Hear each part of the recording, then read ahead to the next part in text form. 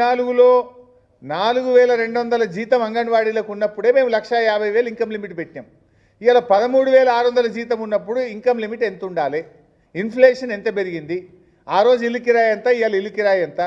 ఆ రోజు మంచినూనె ధర ఎంత, ఇవాళ మంచినూనె ధర ఎంత? ఆ రోజు బియ్యం ధర ఎంత, ఇవాళ బియ్యం ధర ఎంత? పెరిగిన ధరలకు అనుగుణంగా నువ్వు దాని లిమిట్ పెంచి పేదలకు న్యాయం చేస్తావా చేయవా? అంటే ఈ ప్రభుత్వం ఇవాళ అన్ని రకాలుగా మోసం చేస్తున్నారు. ఒకటి, ఇన్కమ్ లిమిట్ పెంచలేదు. రెండు, పేదలు ఆన్లైన్లో మీ సేవల దరఖాస్తు పెడితే పట్టించుకోవడం లేదు. మూడు, ప్రజాపాలనలో దరఖాస్తులు పెడితే చెత్తబుట్టల పాలు చేసిండ్రు. నాలుగు, దొంగసాటుగా కుటుంబ సర్వేలో ప్రజలు కంపల్షన్ లేకుండా వాలంటీర్గా ఎవరైతే ఇచ్చిండ్రో ఆ లిస్టును మీరు ఊర్లలోకి పంపించి అలా పేదల్ని రేషన్ కార్డులకు దూరం చేస్తున్నారు.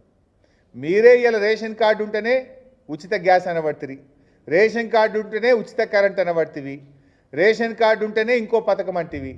మరి ఇప్పుడు ఆ పేదల పరిస్థితి ఏంది? అంటే ఇన్ని రోజులేమో మీరు బదనాం చేసినారు. అసలు మేము కార్డులు వేయలేదన్నారు. ఇంత మంచిగా మేము పనిచేసినాం. 6,47,000 కార్డులు ఇచ్చినాము, ఇన్కమ్ లిమిట్లు పెంచినాము, సీలింగ్ లేకుండా బియ్యం ఇచ్చినాము, పేదలు అవుట్సోర్సింగ్ ప్రైవేట్ ఉద్యోగుల్ని యాడ్ చేసేటట్టు చేసినాము, పిల్లలకు సన్న బియ్యం పెట్టినాము. కానీ రేవంత్ రెడ్డిది ఏమీ చేయకుండా ఇలా రేషన్ కార్డుల విషయంలో గ్రామాల్లో గందరగోళం జరుగుతూ ఉంది. ఈ సందర్భంగా ప్రజలకు కూడా పిలుపునిస్తూ ఉన్నాం.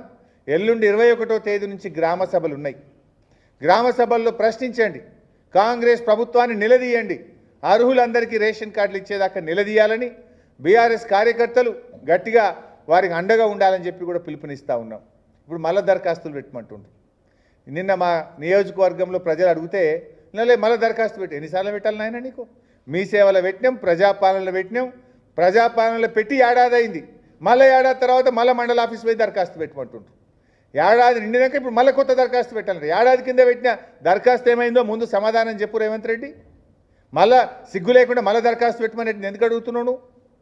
ఎన్నిసార్లు దరఖాస్తు పెట్టాలి? ప్రజల్ని ఎన్నిసార్లు ఆఫీస్ చుట్టూ తిప్పుకుంటావు?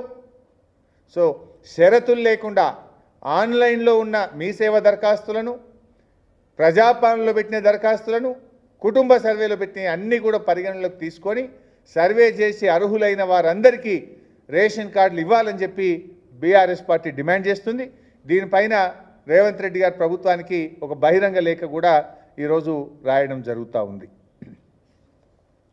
ఇక రేషన్ కార్డుల కథ ఇట్లుంటే వ్యవసాయ కూలీల్లో బైసాబ్ మీకు కూడా తెలుసు. వ్యవసాయ కూలీలు అంటే ఎవరైతే గ్రామంలో కూలికి పోతారో వాళ్ళు వ్యవసాయ కూలీ. వాళ్ళు ఎలక్షన్ మేనిఫెస్టోలో ఏం చెప్పిండ్రు? వ్యవసాయ కూలీలందరికీ సంవత్సరానికి 12,000 ఇస్తాము అని మేనిఫెస్టోలో చెప్పిండ్రు. ఊళ్ళకి పోయి ఏ ఊర్లకన్నా పోయి, ఇదే పట్టణాలు అయితే కావు, వ్యవసాయ కూలీలు ఉండేదే ఊర్లల్లో. అరే మీ ఊళ్ళో కూలికి పోయేటోళ్ళు ఎవరరా తమ్మి అంటే చెప్పరా? ఇప్పుడు దానికి ఏం చేసిండ్రు?